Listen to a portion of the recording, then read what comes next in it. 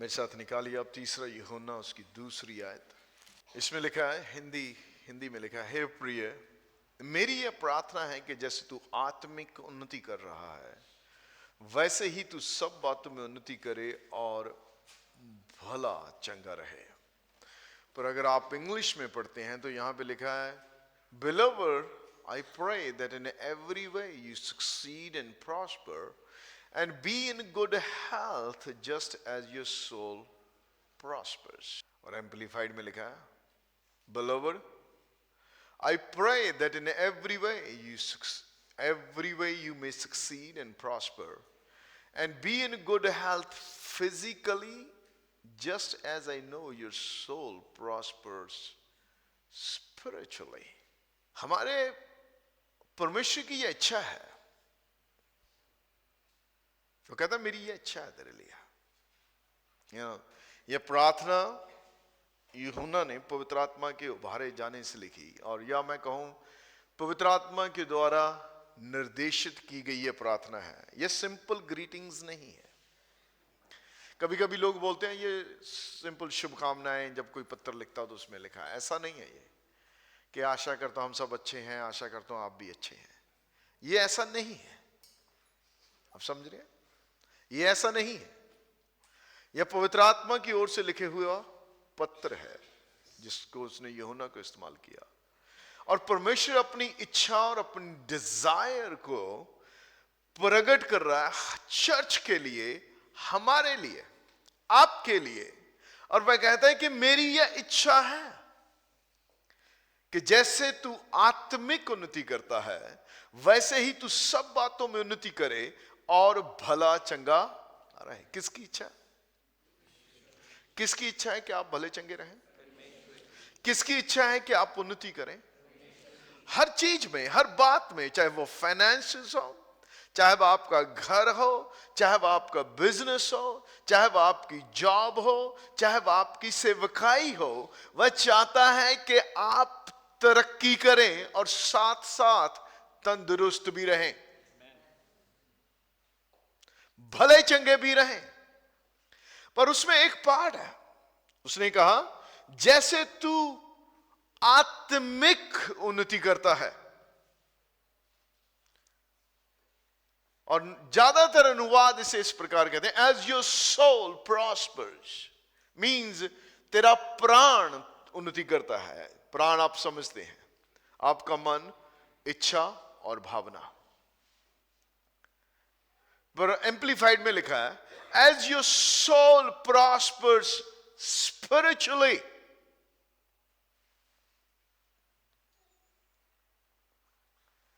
हमारे प्राणों को आत्मिक रूप से तरक्की करनी है।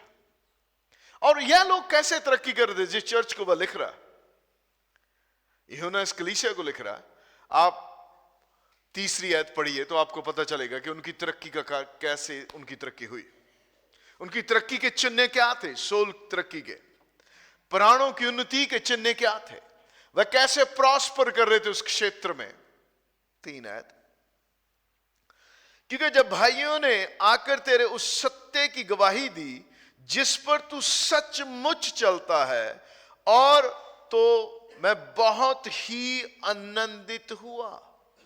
मुझे इससे बढ़कर और कोई अनुग्रह नहीं कि मैं सुनूं कि मेरे बच्चे सत्य पर चलते हैं। उनकी उन्नति कैसे? उनकी उन्नति का साइन क्या था?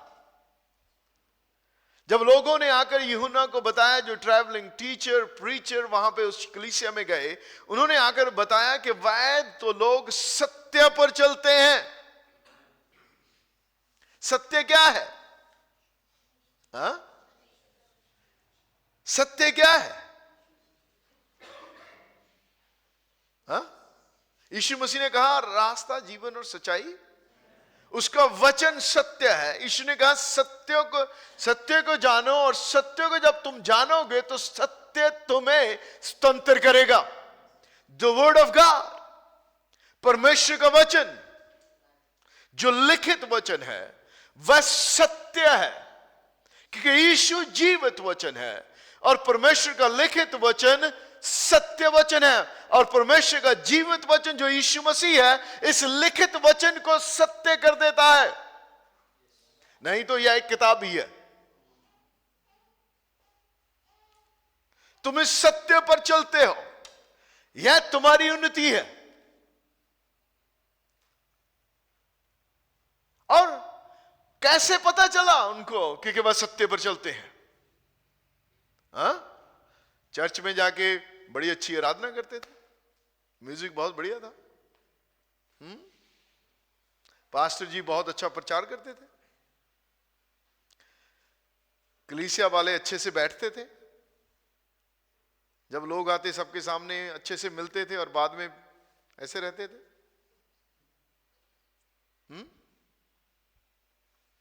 सत्य पर कैसे चलते थे? उनका चरित्र प्रभावित करता था, वह जीवन देखा जा सकता था। और एक व्यक्ति ने नहीं कहा, बहुत लोगों ने आकर कहा कि वह सत्य पर चलते हैं।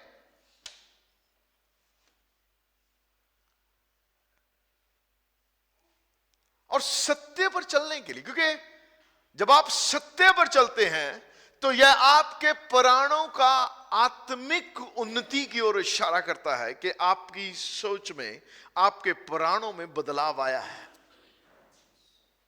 आपका मन और मेरा मन नया हुआ है। रोमियो 12 अध्याय उसकी 2 आयत प्लीज। सत्य पर चलते थे वो, और उनके प्राण की उन्नति का कारण कैसे वह सत्य पर चले। आप कैसे सत्य पर चल सकते हैं? यह संदेश एक संदेश, अच्छा संदेश हो सकता है। आप इसे सुन सकते हैं और कहें बाहर जाके मुझे कह सकते हैं, पास्टर जी बहुत बढ़िया था, आज प्रभु ने मुझसे बात की है। अगर यह संदेश यहीं तक सीमित है कि आज प्रभु ने मुझसे बात की है और आप कुछ नहीं करते, तो इसका प्रतिफल 0 है, कोई फल नहीं है। You understand?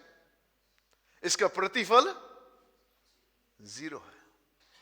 जो वचन को सुन के उस पर नहीं चलता, वह उस मनुष्य के समान है जो अपना मुंह शीशे में तो देखता है, लेकिन थोड़ी देर के बाद भूल जाता है कि उसकी शक्ल कैसी थी। आपको याद है आपकी शक्ल कैसी है? Did you see the mirror today?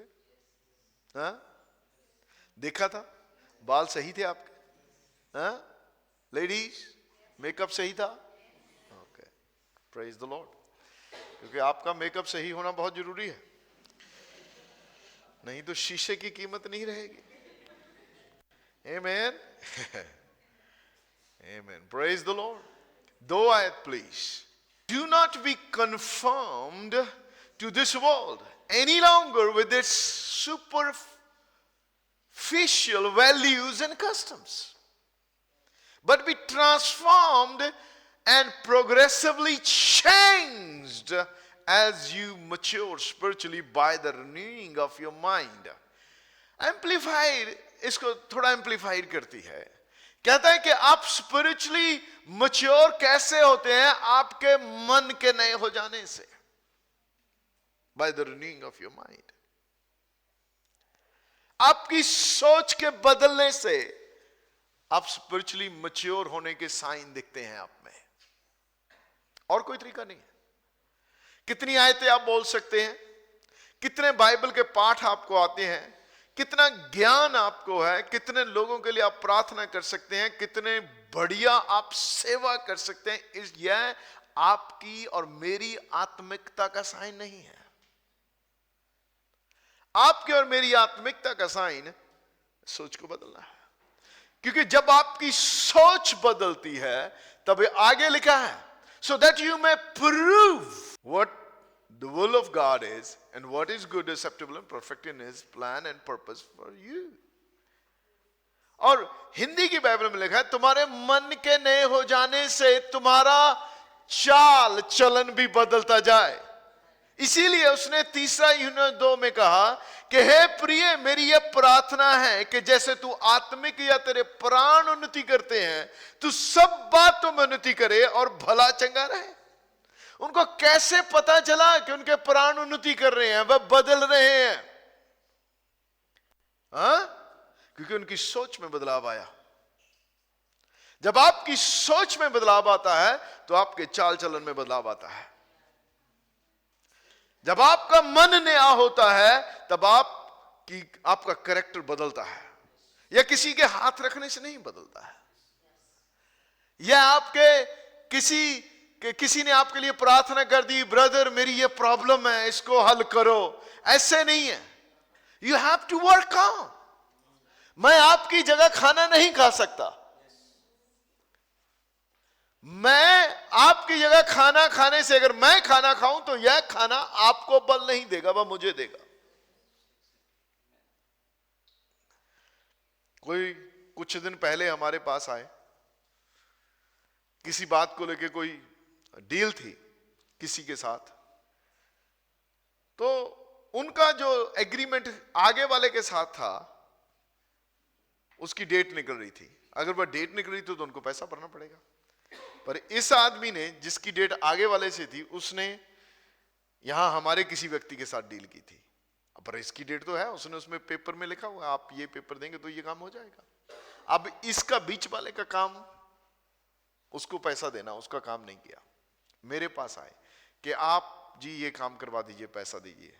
मैंने उसको बोला सिर दर्द आपको है, गोली भी आप खाइए, हम नहीं खाएंगे। अगर आपको सिर दर्द है तो मेरे गोली खाने से आपका सिर दर्द नहीं जाएगा, आपको ही खानी पड़ेगी ना, isn't it? हाँ, हेलो, किसको? हाँ, कहिए मुझे। इसी प्रकार परमेश्वर के वचन को भी आपको व्यक्तिगत रूप से लेना होगा ताकि यह आपके प्राणों को बहाल करे, रिन्यू करे, तुम्हारे मन के आत्मिक स्वभाव में नए बनते जाओ। इफिसियों 4 उसकी 23 आयत में लिखा है ना, आपकी और मेरी आत्मा में कोई दिक्कत नहीं है। परमेश्वर का वचन कहता है कि हम मसीह में नई सृष्टि हैं। हालेलुया, कहिए मैं मसीह में नई सृष्टि हूं, कहिए मैं मसीह में नई सृष्टि हूं। पुरानी बातें बीत गई, देखो सब नई हो गई। मैं परमेश्वर में नई सृष्टि हूं, मैं नया मनुष्य हूं। और दूसरा कुरिन्थियों उसकी 5:21 में लिखा है कि जो पाप से ज्ञात था उसे परमेश्वर ने हमारे लिए पाप ठहराया ताकि हम उसमें होकर परमेश्वर की धार्मिकता बन जाएं। क्या बन जाएं? क्या हैं आप परमेश्वर की धार्मिकता है। आमीन, कहिए मैं परमेश्वर की धार्मिकता हूं, मैं मसीह में परमेश्वर की धार्मिकता हूं, मैं मसीह में नया व्यक्ति हूं। आप मसीह में परमेश्वर की धार्मिकता है, आप मसीह में परमेश्वर की नई सृष्टि है। You are a brand new person, पूरी रीति से नए हैं आप। आपकी आत्मा में परमेश्वर के साथ सीधे खड़े होने का अधिकार है। जब आप उसके पास आते हैं तो आप में कोई दोष नहीं पाता है क्योंकि आप मसीह में उसके पास आते हैं। आमीन। हमारी धार्मिकता यीशु मसीह है, हमारे अपने धर्म के काम नहीं है। आमीन। वह हम में कोई दोष नहीं पाता। हमारी आत्मा में परमेश्वर का स्वभाव है। यीशु मसीह ने यूहन्ना 3 अध्याय में कहा, उसकी 6 आयत में उसने कहा जो शरीर से जन्मा है वह शरीर है, जो आत्मा से जन्मा है वह आत्मा है। और पहला यूहन्ना 4:4 में उसने कहा, हे बालको तुम परमेश्वर के हो। हमारे आत्मा का जन्म परमेश्वर से हुआ है और जब हम उसके आत्मा से जन्मे हैं तो हमारे अंदर उसके आत्मा का स्वभाव है। किसका स्वभाव? परमेश्वर के आत्मा का। वह चरित्र आपके अंदर है, वह स्वभाव आपके अंदर है, उसकी धार्मिकता आपके अंदर है, उसका नयापन, नई सृष्टि आपके अंदर है। पुरानी बातें बीत गई, देखो सब नई हो गई हैं। आमीन, आमीन। पर उस स्वभाव को जो आपके और मेरी आत्मा में है उससे हमें अपने प्राणों को नया करना है। 4:23 प्लीज पुट 4:23 एफिशिएंस। उसको हमें नया करना है उस आत्मिक स्वभाव से। जो सोच हमारी आत्मा में है, आपको मालूम है आपकी आत्मा में कौन सी सोच है? आपकी आत्मा में परमेश्वर की सोच है, जिसने आपको रचा है, क्योंकि वह आपके अंदर वास करता है। मसीह जो महिमा की आशा है वह तुम्हारे अंदर रहता है। किसके अंदर रहता है? किसके अंदर रहता है? यीशु मसीह ने कहा, मैं और पिता पवित्र आत्मा के द्वारा तुम्हारे अंदर आकर वास करेंगे। कहां वास करेंगे? कहां वास करेंगे? किसके अंदर वास करता है वो? कहिए, मेरे अंदर वास करता है। जब वह आपके अंदर वास करता है तो उसका स्वभाव भी आपके अंदर है, उसका प्रेम भी आपके अंदर है, उसका बल आपके अंदर है, उसका आनंद आपके अंदर है। जो कुछ परमेश्वर का है वो आपके अंदर वास करता है। लेकिन इफिसियों 4:23, अपने मन के आत्मिक स्वभाव में नए बनते जाओ। मन का स्वभाव भी आत्मिक होना जरूरी है। प्रॉब्लम यही है, आत्मा के स्वभाव में समस्या नहीं है, लेकिन प्राणों में है। वह जो स्वभाव एक मसीह में आने के बाद, नई सृष्टि होने के बाद आपके आत्मा में और मेरे आत्मा में आया है, उस स्वभाव को हमारे प्राणों में होना है, उसको हमारी सोच में आना है। इसीलिए लिखा है कि नए बनते जाओ। इसका मतलब प्राण नए नहीं हुए। रोमियो 12:2 में हमने अभी पढ़ा है, तुम्हारे मन के नए हो जाने से तुम्हारा चाल चलन भी बदलता जाए। और वह सत्य पर कैसे चलते थे? क्योंकि वह प्रेम का स्वभाव हमारे अंदर था। पहला यूहन्ना 4:8 है। Put that words please. पहला यूहन्ना 4:8, जो प्रेम नहीं रखता वह परमेश्वर को नहीं जानता, क्योंकि परमेश्वर प्रेम है। क्या है? और पहला यूहन्ना 4:4, हे बालको तुम परमेश्वर के हो। परमेश्वर क्या है? परमेश्वर क्या है? परमेश्वर क्या है?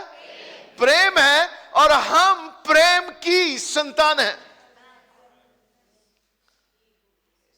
और वह स्वभाव हमारे अंदर वास करता है। इसीलिए लिखा है कि जो तुम में है वो जो संसार में है वो उससे बड़ा है।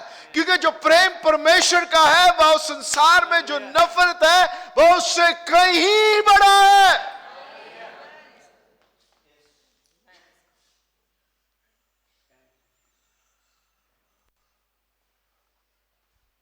आपको मालूम है, प्रेम जो है वह एक ऐसा तोड़ा है जो आपके और मेरे अंदर रखा है। उसका इस्तेमाल हम करना हमारी जिम्मेवारी है।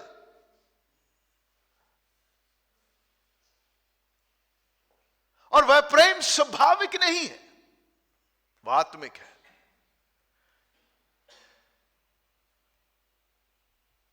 उसके फल हैं, प्रेम का फल प्रेम, आनंद, मेल, धीरज, कृपा, भलाई, नम्रता, विश्वास, योग्यता, संयम।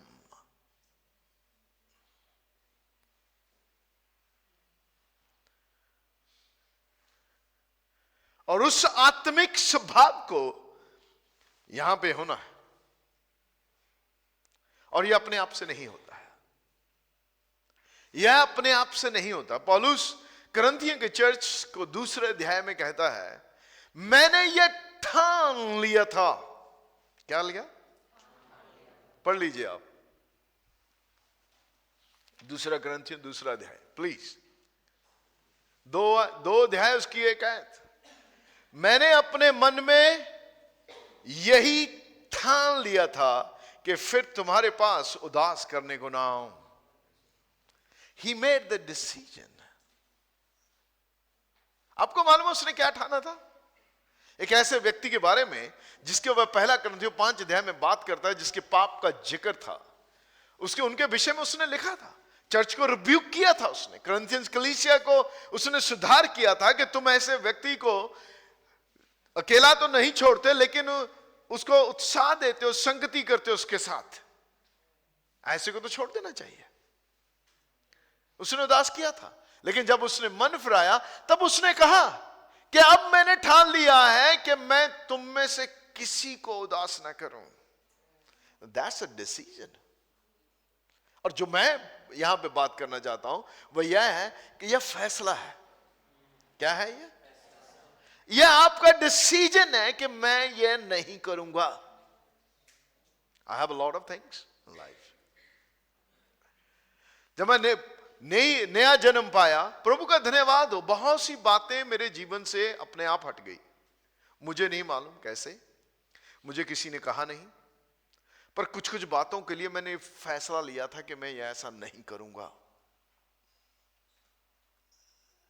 जब आप यह सोचते हैं, जब आप यह फैसला लेते हैं कि मैं यह नहीं करूंगा, मैं यह करूंगा, परमेश्वर के वचन, आपने फैसला ले लिया है। आपने फैसला लिया है कि परमेश्वर का वचन और उसके आत्मा का स्वभाव आप पर राज्य करे। इसका अर्थ यह नहीं है कि वह विचार आपके द्वारा नहीं आते। इसका अर्थ यह नहीं है कि वह टेम्पटेशन आपके द्वारा नहीं आती है। इसका अर्थ कतई यह नहीं है, पर यह फैसला है। ऐसा नहीं है कि पौलुस को वो बात दिमाग में नहीं आती होगी कि यार इसने ऐसा किया था, इस व्यक्ति ने, इसने हमें बहुत बदनाम किया, मैंने इनको इतना सिखाया, फिर भी इन्होंने इतना गलत किया। पर उसने कहा मैंने ठान लिया था। क्या कहिए? मैंने ठान लिया था। कहिए फिर से कहिए, फिर से कहिए। हाँ? क्यों ठाना उसने? उसको क्यों ठानना पड़ा? क्योंकि उसको टेम्परेशन थी कि यार जब मैं उससे मिलूंगा तो देखूंगा, पर उसने ठान लिया कि मैं उदास नहीं करूंगा इनको। He was working on himself. उसने ये नहीं किया कि मैंने ठान लिया कि अब तुमको सबक सिखा के रहूंगा। हाँ? Did he say that? हाँ? मैंने ठान लिया था, अब इनको बता के ही रहूंगा। इन्होंने ऐसा किया कैसे? No. Praise the Lord. Hallelujah. उसने जो परमेश्वर का स्वभाव, परमेश्वर का प्रेम, परमेश्वर की माफी उसके अंदर थी, उसको उसने अपने ऊपर राज्य करने दिया। उस डिसीजन मेकिंग ने, फैसला लेने ने, मैंने ठान लिया था।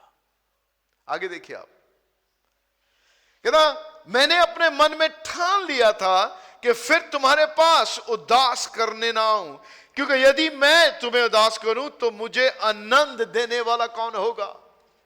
है, वी नीड पीपल अराउंड अस।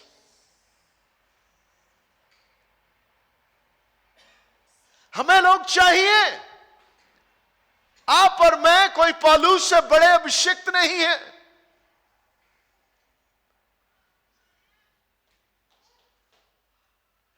आपके अंदर कोई और आत्मा नहीं रहता है। उसको भी लोग चाहिए थे जो उसे आनंदित करें,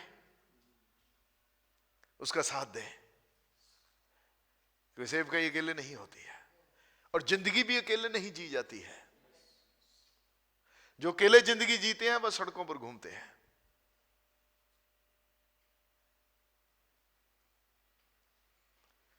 जिंदगी अकेले नहीं जी जाती। आप कोई बिजनेस भी अकेले नहीं कर सकते, आप कोई काम भी अकेले नहीं कर सकते, आप जॉब भी अकेले नहीं कर सकते।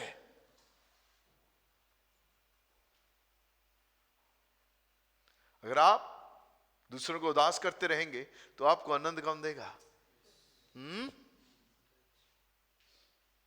तुम्हारे मन के नहीं हो जाने से। किसके? तुम्हारे मन के हो जाने से तुम्हारा चाल चलन भी बदलता जाए। हे प्रिय, मेरी यह प्रार्थना है, मेरी यह इच्छा है कि जैसे तू आत्मिक उन्नति करता है, सब बातों में उन्नति करे और भला चंगा रहे। That's God's will. यह परमेश्वर की इच्छा है आपके लिए कि आप भले चंगे रहें, आप उन्नति करें। पर उन्नति सत्य पर चलने के बिना नहीं आती है। इससे बड़ा कोई आनंद नहीं है कि अपने बच्चों वालों को कोई सत्य पर चलते देखे। आपको मालूम है, जब कलीसिया या आप या कोई स्टूडेंट, ग्रेजुएट, बढ़िया करता है और प्रभु के साथ बढ़िया चलता है, दैट फिल्स माई हार्ट, वह मुझे आनंद देती है बात। पौलुस कहता है मेरा इनाम तुम हो। कौन हो? आपको मालूम है मेरा इनाम आपकी जिंदगी बदल जाए, आप बेहतर जीवन जिए, आप तरक्की करें, आप सफल हो, किसी भी बात में सफल ना हो, इससे बड़ा आनंद कोई नहीं है मेरे लिए, ऑनेस्टली, उससे बड़ा आनंद कोई। सेवकाई, बाइबल स्कूल, चर्च आपकी जिंदगियों को बनाने के लिए है। अगर ये जिंदगियां नहीं बनती तो ये सब बेकार है, ऑनेस्टली, सब। Do you understand? ये सब बेकार है। इसीलिए पौलुस कहता है कि तुम्हारा मुझे फिर कौन आनंद करे।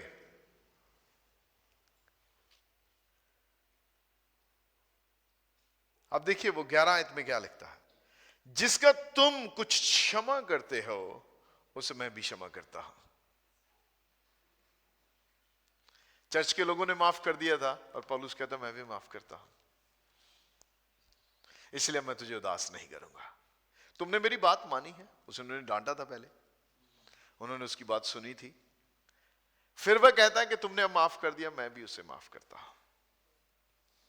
मैं कोई चीज को अपने अंदर नहीं पालूंगा किसी के प्रति, क्योंकि जब चर्च में लोग पाप कर सकते हैं कि एक अगुए के अंदर एक बिटरनेस आ सकती है दुख के कारण। यह नहीं कि वो उसको घृणा करते हैं या कुछ, उसकी नफरत नहीं है, पर इसमें एक बड़ी फाइन लाइन है बीच में, सुधार के लिए माफी और ना उसको थोड़ा सा छोड़ना। और वो बहुत देर आज मुझे कि कोई एक व्यक्ति कोई हमारे चर्च में आया करता था, और जब भी मैं उसे कुछ अच्छा मैसेज भी लिखता वो हमेशा अटैक करता मुझे, अभी भी ऐसा भी लिखता कि भला होता कि मैं कभी आपको मिला ही नहीं होता। Hurtful, right? तकलीफ देती है ये बात, पर दैट्स ओके, मुझे कोई घृणा नहीं है उससे। और मुझे पता चला कि वो काफी बीमार है। आज सुबह ही उसके लिए प्रार्थना किया, मैंने कहा प्रभु I know he is wrong, पर तू दया कर।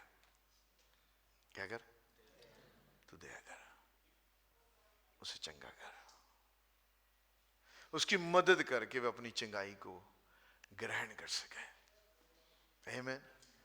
द लव ऑफ गॉड, परमेश्वर का प्रेम जो आपके अंदर है वह बहुत ताकतवर है उस नफरत से जो शरीर में है,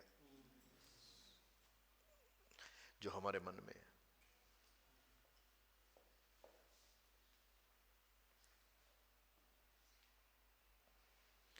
आपको मालूम है जब जिन लोगों को आपने भलाई किया हो और आज वो जिस स्थान पे हो और प्रभु ने आपको ही इस्तेमाल किया हो उनको वहां पहुंचने के लिए,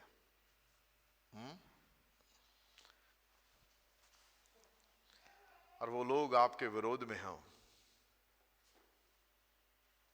तो आप क्या करोगे? इट्स नॉट इजी, पर मेरे अंदर कभी आया नहीं। मैंने अनुमति दी कि परमेश्वर का प्रेम जो मुझ में है वह राज्य करे, क्योंकि मैं अपने आप का नहीं हूं, मैं मोल लेकर दाम देकर खरीदा गया हूं।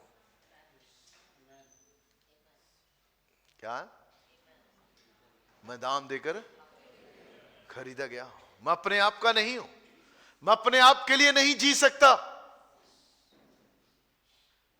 और देखिए 10 आयत में क्या कहता है, जिसका तुम कुछ क्षमा करते हो उसे मैं भी क्षमा करता हूं, क्योंकि मैंने भी जो कुछ क्षमा किया यदि किया हो तो तुम्हारे कारण मसीह की जगह में होकर किया है, ताकि शैतान का हम पर दाव न चले। क्योंकि हम उसकी युक्तियों से अनजान नहीं है। ना माफ करना शैतान का एक दाव है। और इफिसियों में क्या लिखा है? शैतान को अवसर ना दो। आप और मैं ना माफ करने से मौका दे सकते हैं, और पर जब हम प्रेम में चलते हैं तो ना माफी का सवाल ही नहीं है, क्वेश्चन नहीं है। और मैं सोचता हूं कि यह पहला स्टेप है हमारे चरित्र में बदलाव के लिए। यह पहला कदम है हमारी प्रार्थनाओं के उत्तर के लिए, हमारी चिंगाई के लिए, हमारे विश्वास को काम करने के लिए। गलतियों 5 उसकी 6 आयत में लिखा है, प्रेम सब कुछ है। विश्वास प्रेम के द्वारा प्रभाव डालता है। आपको मालूम है प्रेम के बिना विश्वास भी खाली है।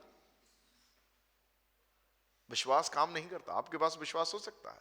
करंथी इसीलिए पौलुस पहला करंथियों में कहता है, यदि मुझे तुम्हें विश्वास है कि मैं पहाड़ों को भी हटा दूं और प्रेम ना रखूं तो मैं कुछ भी नहीं। कुछ भी नहीं। मैं पहाड़ों को भी हटा दूं और प्रेम ना रखूं, कुछ भी नहीं है। और प्रेम, परमेश्वर का प्रेम एक केंद्र बिंदु है हमारी जिंदगी का।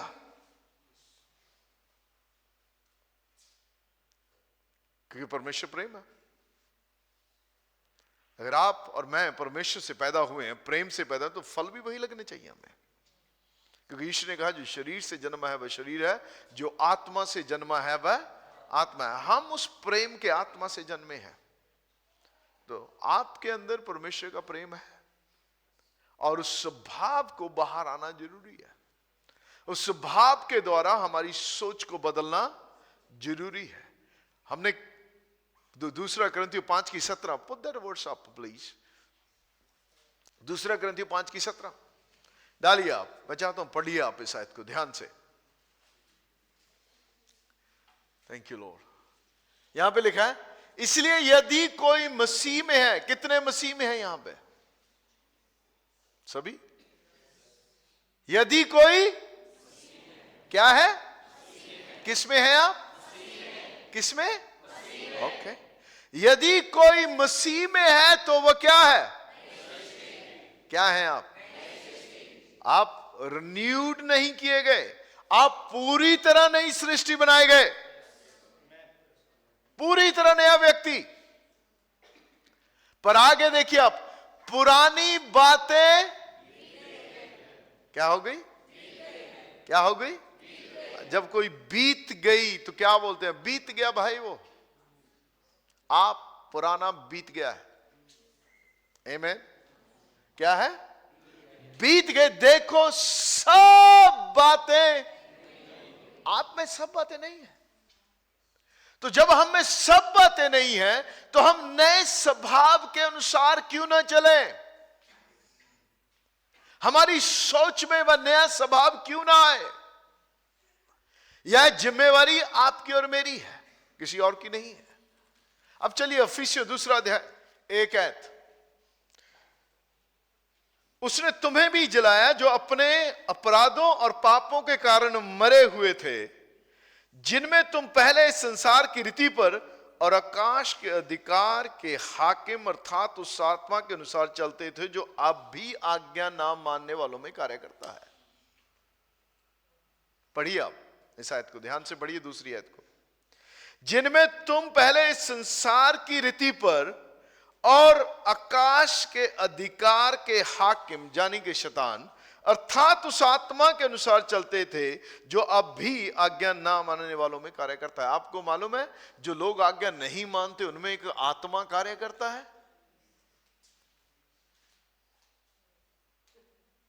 हा? जो अब भी आज्ञा ना मानने वालों में कार्य करता है। पहले तुम उस आत्मा के अनुसार चलते थे, पर अब भी उनमें कार्य करता है जो आज्ञा नहीं मानते हैं।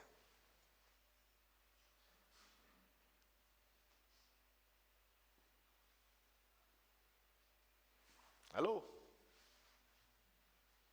ये मैंने नहीं लिखा। There is a spirit. जब आप और मैं आज्ञा नहीं मानते तो हम एक उसी आत्मा को जो पहले हम में कार्य करता था, जिसके अनुसार पहले चलते तो वह अब भी करता है, उसको अनुमति देते हैं।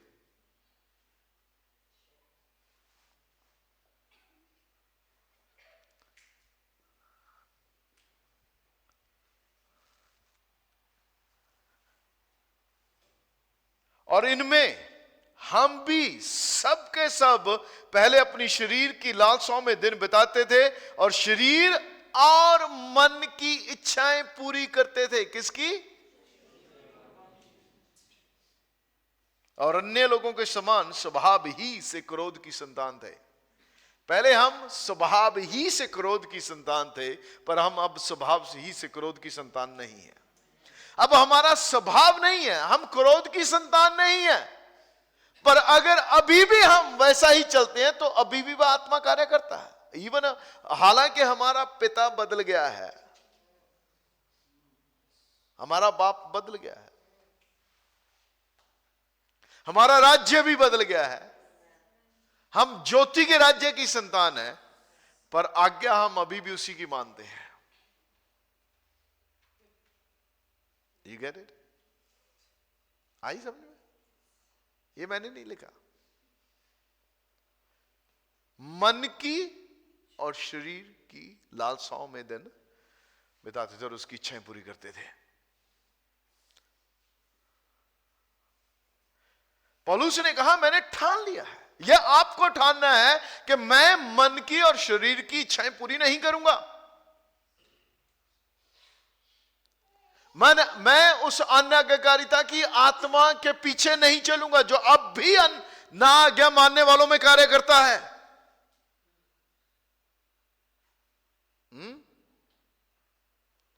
किसका स्वभाव है आज्ञा ना मानना? उसको परमेश्वर की आज्ञा मानना अच्छा नहीं लगा, उसको अधीन रहना अच्छा नहीं लगा, अपनी मर्जी करनी है उसे। हाँ, लोग बोलते हैं ना, मैं तो ये अपनी मर्जी का मालिक हूं, अपनी मर्जी का मालिक हूं मैं। नहीं, तू अपनी मर्जी का मालिक नहीं है, तू किसी और आत्मा के पीछे चलता है। तुम कहते हो क्योंकि यह डिसेप्शन है, यह धोखा है। मुझे नहीं मालूम, मैं बड़ा हैरान होता हूं कि एक मसीही कैसे कह सकता है कि मैं अपनी मर्जी का मालिक हूं। मुझे नहीं मालूम कैसे कह सकता, मेरे लिए बहुत मुश्किल है ये कहना।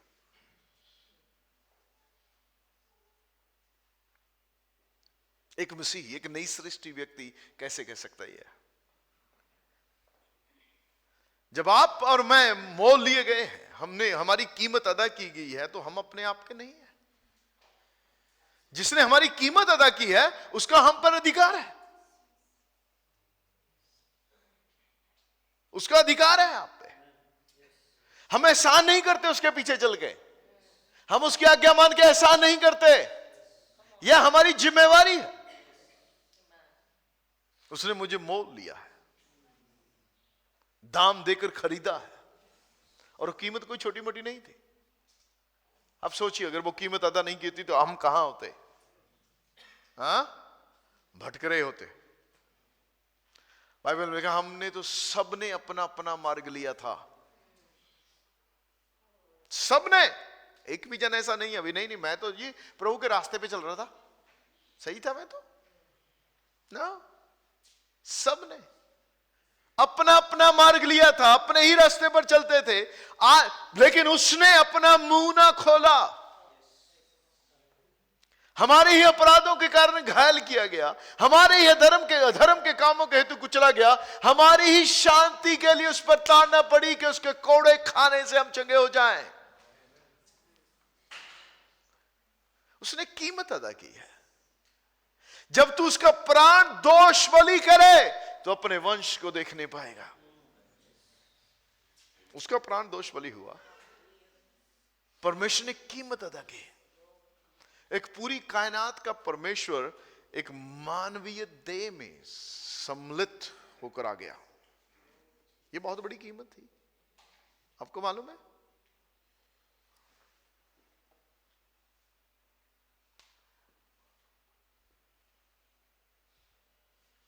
बहुत बड़ी कीमत अदा की उसने मोल लिया। We need to value that. उसकी कीमत, उसको मूल्य देना है हमें। आप हल्का नहीं ले सकते। आप यीशु मसीह को इस्तेमाल नहीं कर सकते कि प्रभु तूने ऐसा कहा, मुझे ये कर दे, मेरी ये आशीष है, मेरा अधिकार है, मैं तेरा ये बेटा। प्रेज द लॉर्ड, प्रभु का धन्यवाद, उसने हमें अधिकार दिया। अरे उसका भी कोई अधिकार है आप पे, मुझ पर भी है। आमीन। पर धन्यवाद है कि वह कठोर स्वामी नहीं है, वह कठोर स्वामी नहीं है। पर इसका अर्थ यह कतई नहीं है कि हम उसकी भलाई का नाजायज फायदा उठाते रहे और उन्हें वह दुष्ट कहता है। आपको मालूम है वह उदाहरण जहां पे वह लोगों को हायर करता है। एक लोग 9 बजे से आके काम करते हैं, एक लोग 1 घंटा पहले आके काम करते हैं, सैलरी सबको बराबर मिलती है। उसने सबके साथ एक ही प्रॉमिस किया था, लेकिन जो 9 बजे से 5 बजे तक काम किया वो बोले यार हमने तो 8 घंटे काम किया, हमें भी बराबर दो, इनसे ज्यादा दो। इन्होंने 1 घंटा किया तो उनको भी उतनी सैलरी। उसने कहा हे दुष्ट दास, क्या तू मेरे भले होने को तुच्छ जानता है?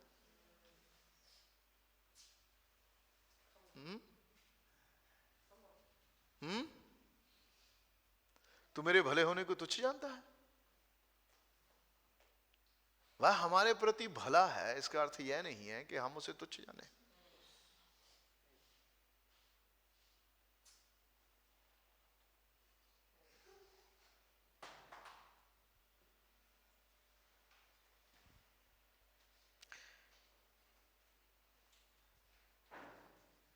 आमीन।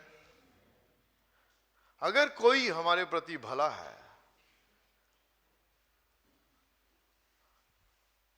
तो हमें उसकी भलाई का फायदा नहीं उठाना है।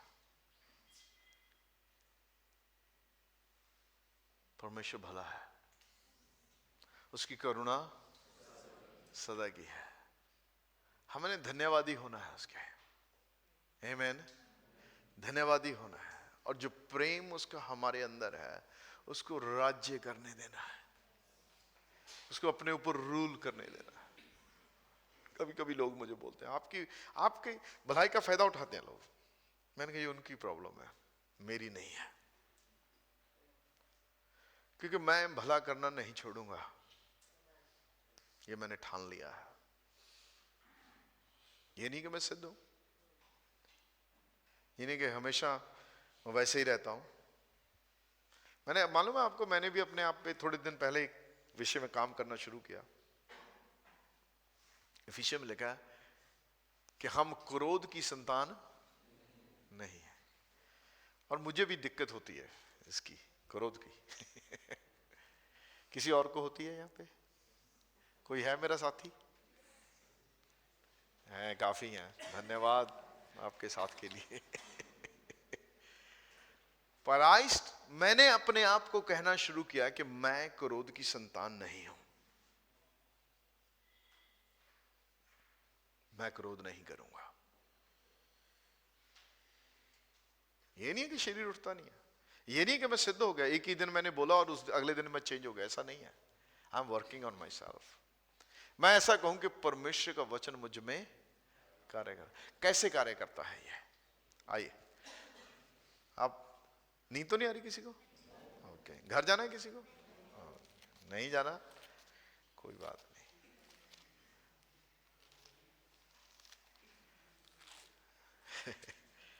याकूब 1 अध्याय प्लीज।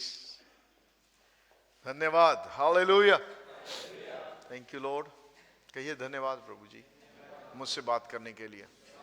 आप भले हैं, आपकी करुणा सदा की है, आपका वचन सोने से भी ज्यादा कीमती है, शहद से ज्यादा मीठा है। आमीन, हालेलुया। ओके, पहला याकूब का पहला अध्याय, और मैं सोचता हूँ, पहले तो मैं सोचा था कि 21 ऐसे पढ़ूंगा, पर मुझे लगता है 19 से और भी बढ़िया लगेगा, क्योंकि उसी विषय पे हम बात भी कर रहे हैं। हे मेरे प्रिय भाइयों, ये बात तुम जान लो। क्या कर लो? कहिए जान लो। अपने पड़ोसी से मुड़ के कहिए, ये बात तुम जान लो। बोलो बोलो बोलो बोलो।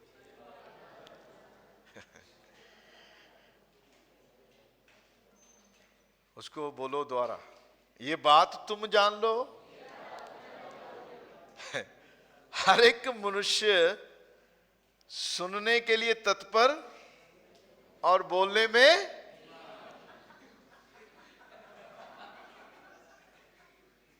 बोलो अपने पड़ोसी को।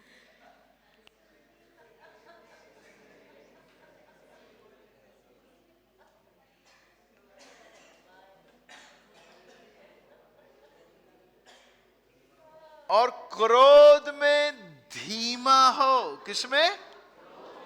कहिए, ऊंची बोलिए, ऊंची ऊंची मुझे बोलिए, आप सब कहिए, क्रोध में धीमा हो भाई। मुझे बोलिए, उंगली मेरी तरफ करिए। अरे करो, बोलिए बोलिए, मुझे बोलिए। अरे बोलो ना बाबा, आप आज्ञाकारी नहीं है क्या? बोलो, उंगली करो मेरी तरफ सब। बोलो बोलो, पास्टर सुशील बोलो, क्रोध में धीमे हो। Thank you.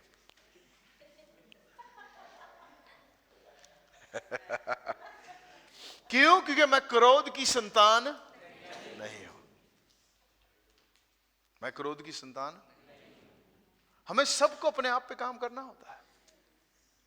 जो शरीर से जन्मा है वह शरीर है, जो आत्मा से जन्मा है वह आत्मा है। आत्मा में धीरज है, प्रेम है, आनंद है, शांति है, मेल है, नम्रता है, विश्वास योग्यता है और संयम है, लेकिन शरीर में नहीं है। इसीलिए लिखा, अपने मन के आत्मिक स्वभाव में नहीं होते जाओ। मन के ऊपर आत्मिक स्वभाव पहनाना है, नया करना है इसे।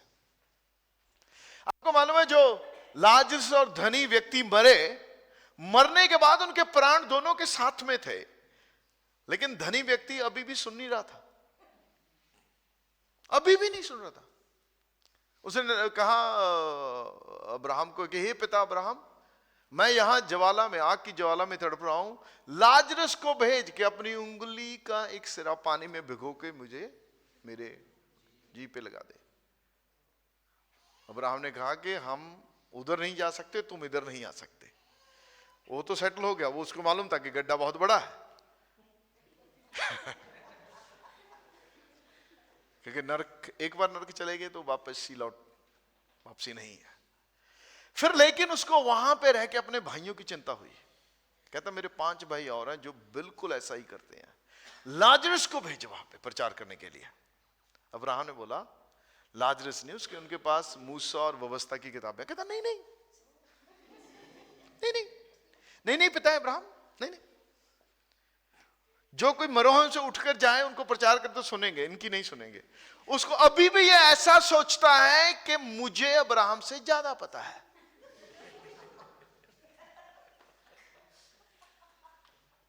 Isn't it? हाँ, क्योंकि वहां पे मन नया नहीं होगा। आपके अंदर एक बार एक धारणा बन गई और आपने बना ली तो वो बनी रहेगी, या आपकी जिम्मेवारी है। अगर उसकी धारणा पहले ही चेंज हो गई होती तो वह नरक पहुंचता ही नंबर 1। और हम बहुत लोग, बहुत से मसीही मैं कहूंगा कि वह जिस दशा में आज हैं, वो इसलिए उस दशा में क्योंकि उनकी सोचने की धारणा वैसी ही है। न ध्यान से सुनिए, उस धनी आदमी, वह यहूदी था, इस्राएली था, उसको व्यवस्था पता थी। व्यवस्था को सुनने वाले नहीं, उस पे चलने वाले।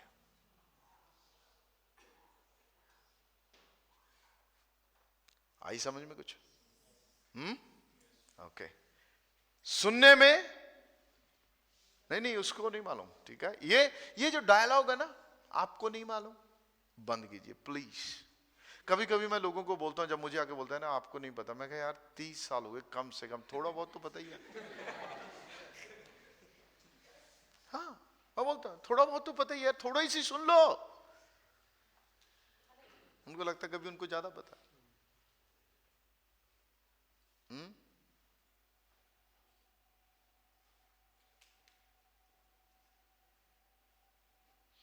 कभी कभी लोग मुझे बोलते हैं आपको नहीं मालूम मेरा परिवार है। मैं, तेरा एक परिवार है, यहां पे कितनी परिवार है? हाँ?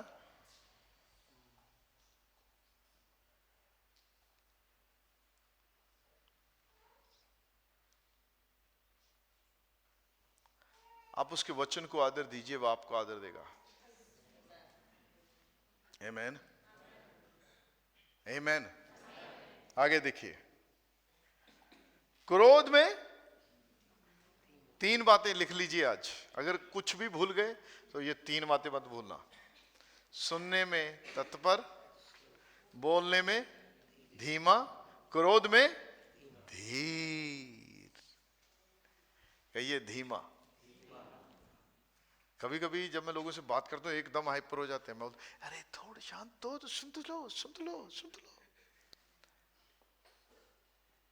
कभी कभी ना वो आयत लिख लेनी चाहिए यहाँ पे, जब सामने वाला आए, अरे भाई क्रोध में थोड़ा धीमा। आमीन, हालेलुया, प्रेज द लॉर्ड, आमीन।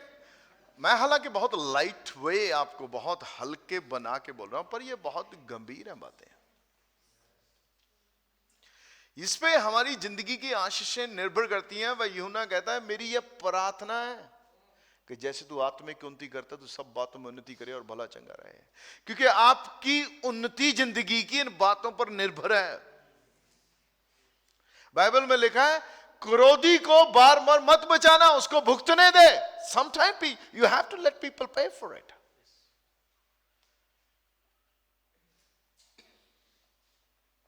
उनको भुगतने देना होगा आपको, चाहे वो कोई भी क्यों ना हो, कोई भी रिश्तेदार क्यों ना हो। अगर वो हटते नहीं है तो ओके, लेट्स गो, भुगतने दो उनको। और कभी कभी मैं भुगतने देता हूं, तो भुगतो, चलो ठीक है। आपको तरस नहीं आता जी? आता, आया भी था, लेकिन उनको नहीं आता अपने आप पे। जिसको अपने आप पे तरस नहीं आता तो भुगतने देना भाई, सिंपल। आप क्या कर सकते हैं उनका? हाँ, आपको मालूम है जो मेरी जिंदगी का एक प्रिंसिपल है जो बिब्लिकल बाइबल है, और वो प्रिंसिपल मैंने 94 में सीख लिया था बाइबल स्कूल में, और उससे मैं कभी पीछे नहीं हटा। मुझ पे दबाव बहुत आया, प्रेशर बहुत आया, लेकिन मैंने पीछे नहीं हटा कि परमेश्वर किसी की इच्छा पे ओवर रूल नहीं करता, और मैं भी नहीं करता। मैं किसी को फोर्स नहीं करता, नहीं ऐसा करो ऐसा करो, नहीं। परमेश्वर ने आदम को बता दिया कि जिस दिन फल खाओगे तो अवश्य मर जाओगे। जब वो फल खाने लगा तो उसने आके रोका नहीं उसे, परमेश्वर ने रोका नहीं उसे खाने दिया। अगर परमेश्वर किसी की इच्छा को ओवर रूल नहीं करता तो मैं और आप कुछ भी नहीं है, और शैतान ओवर रूल करता है लोगों की मर्जी। कई बार लोग मुझे बोलते हैं आपने हमें रोका नहीं जी, आपने हमें ये नहीं किया। अरे मैं क्यों रोकूं, मैंने तुम्हें बता दिया, सच आपको मालूम है। मैंने जो आपको सिखाना था वह सिखा दिया, अब चलना ना चलना आपकी मर्जी है। मैं आपके मुंह में बुर्की नहीं डालूंगा, तो गेट इट, नहीं डालूंगा। मुझे प्रभु ने बहुत लोगों के बारे में बताया कि उनको ये बता दे, मैंने उनको बता दिया, पर उनको ये भी बोल दिया साथ में कि मानना अब तेरी मर्जी और नहीं मानना तो भी तेरी मर्जी है, मैं तुझे जबरदस्ती नहीं कर सकता। बहुत बार जिन्होंने माना उनके जीवन आशीष आ गई, जिन्होंने नहीं माना उनमें से कुछ तो इस दुनिया से भी चले गए। You can't। आप लोगों को जबरदस्ती नहीं कर सकते किसी काम को करने के लिए, पर आप सिखा सकते हैं उन्हें, आप बता सकते हैं जब प्रभु बताता है। आमीन, आमीन। प्रेम जबरदस्ती नहीं करता है। Hallelujah, hallelujah. ओके, 20 आयत। क्योंकि मनुष्य का क्रोध परमेश्वर की धार्मिकता का निर्वाह नहीं कर सकता। कहिए, मनुष्य का क्रोध परमेश्वर की धार्मिकता का, जो कि मैं हूं, कहिए जो कि मैं हूं। परमेश्वर की धार्मिकता कौन है आज? कौन है? कौन है? कौन है? और मेरा क्रोध, बोलिए, मेरा क्रोध परमेश्वर की धार्मिकता जो कि मैं हूं, इसका निर्वाह नहीं कर सकता।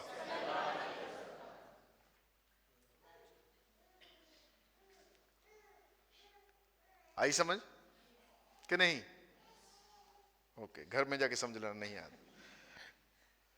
21 आयत। अब आइए आप 21। इसीलिए सारी मलिनता, ये दो बातें जो वह ऊपर लिखता है, उनके बाद वह लिखता है कि इसीलिए सारी मलिनता। मलिनता आप समझते हैं, गंदगी। क्या?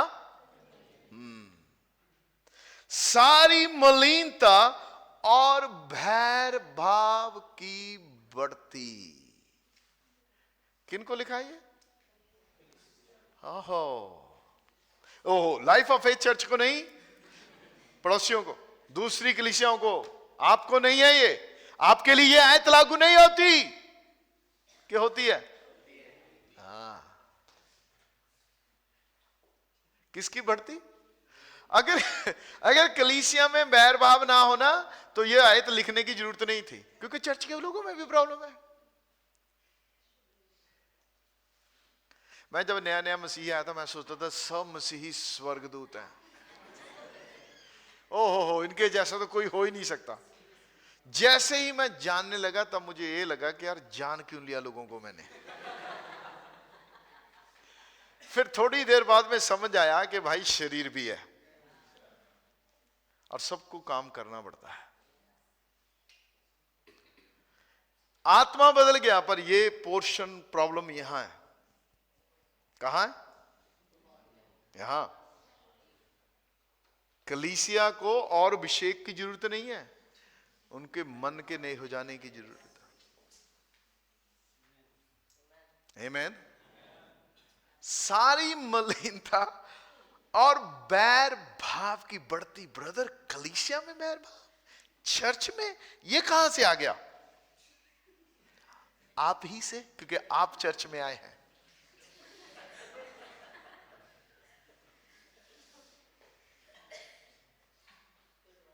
लोगों से ही आता है। हाँ? हवा में तो है नहीं। आमीन। ओके। इसलिए सारी मलिनता और बैर भाव की बढ़ती को दूर करके कुछ चीजें आपको हटानी होंगी अगर वचन को राज्य करना है। क्योंकि अगला भाग ये कहता है, दूर करके उस वचन को नम्रता से ग्रहण कर लो जो तुम्हारे हृदय में बोया गया है। वचन हमारी आत्मा में है, आप सुन रहे हैं वचन, ये उतर रहा, लेकिन इसको यहां राज्य करने के लिए कुछ चीजें हटानी होंगी। अगर आपके घर में आपको नया फर्नीचर लाते हैं, आप बढ़िया डेकोरेशन का सामान लगाते हैं, आप सब कुछ खरीदते हैं, आप बेहतर मूल्यवान चीजें खरीद के लाते हैं, तो क्या आप उसको ऐसी गंदगी पड़ी है रूम में तो वहां सजा देंगे? क्या करेंगे आप? पहले क्या करेंगे? वह मलिनता व बैर भाव बाहर निकालेंगे आप, फिर आप वचन को सजाएंगे। आमीन। हमारी जिंदगी में भी हमें ऐसे ही सजाना है। हालेलुया। और आपकी जिंदगी डेकोरेटेड और ब्यूटीफुल हो जाएगी। लोग आपका जीवन देखे कहेंगे वाह। आमीन, आमीन। और यह परमेश्वर के लिए एक सुगंध द्रव्य होगा और उसे बढ़िया लगेगा। आमीन। और यहां पे लिखा है, बैर बाप की बढ़ती को दूर करके उस वचन को जो तुम्हारे हृदय में बोएगा नम्रता से ग्रहण कर लो, जो तुम्हारे प्राणों का उद्धार कर सकता है, जो तुम्हारी, फिर पहले ये बातों को दूर करके वचन को ऊपर रखना, ताकि यह आपकी और मेरी सोच को बदल सके, प्राणों में बदलाव ला सके। जब प्राणों में बदलाव आएगा तो चाल चलन में भी बदलाव आएगा। आमीन, आमीन। इसलिए उसने कहा मेरी यह प्रार्थना है कि जैसे तू आत्मिक या अपने प्राणों में आत्मिक उन्नति करता है, वैसे ही तू सब बातों में उन्नति करे और भला चंगा रहे। यह परमेश्वर की इच्छा है कि हम प्राणों में भी उन्नति करें, हम भले चंगे भी रहें और तंदुरुस्त भी रहें, और हमें किसी भी चीज की घटी ना हो, और हम जिंदगी में हर क्षेत्र में तरक्की करें, हम कहीं भी हो, बी सक्सेसफुल। आमीन। और सफलता परमेश्वर की ओर से है, और वह चाहता है कि आपके और मेरे पास सफलता हो।